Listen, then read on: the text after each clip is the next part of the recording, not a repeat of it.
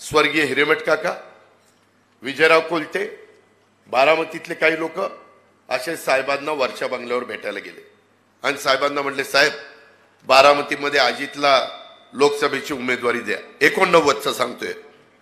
साहेबांनी सांगितलं, असं करा, मी जातो आता काटेवाडीला शेती बघायला आणि त्याला इकडे पाठवा आणि त्याला राजकारण करू द्या.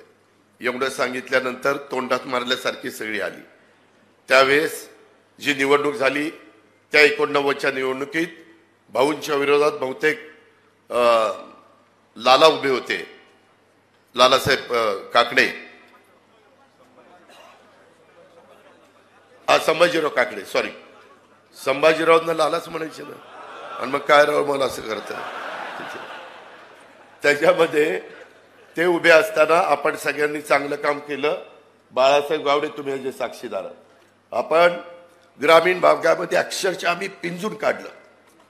आम्ही सगळी यंग टीम होतो आणि बारामतीतनं संभाजीराव काकडे साहेब इथले असताना पण आपण मताधिक्य दिलं. भाऊंनी माझं त्या शारदा प्रांगणामध्ये खूप कौतुक केलं.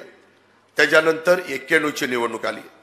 91च्या निवडणुकीमध्ये मात्र सगळे एकंदरीत हे बघितल्यानंतर सुप्रियाचं लग्न झालं आणि त्या लग्नातला सगळा कार्यक्रम सगळेच तुम्ही सगळे त्याच्यामध्ये सहभागी झाला. कार्यक्रम चांगला पार पाडला आणि त्यावेळेस काही उद्योगपतींनी, मी नावं पण तुम्हाला सांगू शकतो, ते म्हणले, अरे तुमचं कोणतरी घरातलं एखादं राजकारणात पाहिजे. तर ते म्हणाले, साहेब की आमचं ते अजित जरा त्याला इंटरेस्ट आहे, बाकी काही कुणाला इंटरेस्ट नाही. त्या दिवसापासून दुसऱ्या पिढीत राजूदादा, मी, जयंत पाटील, जयंत पवार, अभिजित पवार, श्रीनिवास पवार आणि रणजित पवार, मीच एकटा राजकारणात. हे बाकीचे सगळे धंदापाणी करत होते. आता यांनी गेले 2 महिने सगळा धंदापाणी सोडलं आणि निवडणुकीचं काम सुरू केलं. खोटं गळ्याच्या खरं बोलतो. त्याच्यामध्ये सगळेजण माझ्या कुठल्या प्रचाराला आले नाही, कुठं काही गेले नाही. सुरुवातीच्या वेळेस प्रचार केला असेल, पण तुम्ही जीवाभावाचे कार्यकर्ते सगळे प्रचार करायचे आणि आपण एक एक एक एक निवडणुका जिंकत त्या ठिकाणी गेलो. आता मात्र वेगवेगळ्या ठिकाणी जातात आमचे थोरले बंधू आणि प्रत्येक गावात वैयक्तिक आपल्याच गटाच्या कार्यकर्त्यांना घरी जाऊन भेट घेतात.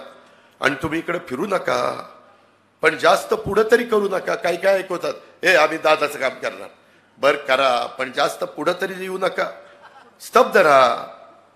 त्याचबरोबर आमदारकीला आम्ही तुम्हाला मतं मागणार नाही, पण खासदारकीला तरी मतदान करा.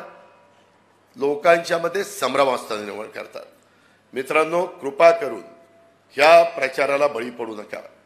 आज आपल्याला शिवाजीराव शिवतारेंनी जे सांगितलं, विजयराव शिवतारेंनी सांगितलेलं वेगवेगळ्या प्रकारचं, मी त्या काळामध्ये पदमसिंह पाटलांच्या मागे लागून जनाई शिरसाईचं पाणी बारामतीकरांना आणलं. ते माझे सख्खे मेवणे होते. त्याच्यावर त्यांनी ऐकलं, मी त्यांच्या घरचा जावई, मी 1 रुपया घेतला नाही. घेतला का? 1 रुपया घेतला नाही. ती जावायची अंगठी पण घेतली नाही. पण त्याच्यामध्ये मी डॉक्टरांना म्हटलं, डॉक्टर साहेब, आमच्या या जिऱ्यात भागात ही फार महत्वाचं आहे, तुम्ही पाटबंधारे मंत्री मला मंजूर करून द्या. तुमचा फक्त कोंबडा काढला, तुमची सही झाली की माझ्या जिऱ्यात भागाचं कल्याण होतं. मित्रांनो, आम्ही एकदम लहान होतो त्यावेळेस लोक सांगायची, नाझरं झालं की बारामती आणि पुरंदरचं कल्याण झालं. नाझरं झालं, पुरंदरचंही कल्याण झालं नाही, बारामतीचंही कल्याण झालं नाही. कॅचमेंट एरिया आहे त्याला कमी. आत्ताही मला बाबाराजे जाधवराव काकून सांगत होतं, गराड्याला पाणी सोडा. आत्ताच 10 मिनिटापूर्वी आमचं बोलणं झालं. कारण तिथं पण कॅचमेंट एरिया कमी आहे. जसं वीरला, भाटगरला, नीरादेवगरला, गुंजवणीला, चास कमानला, पवनेला, कुकडीची 5 धरणं, घोड, कोयना, उरमोडी आणि कनेर, त्या धोंबलकोडी यांना जसं कॅचमेंट एरिया आहे तसं आपल्याला नाही. तसंच उजनीला नाही.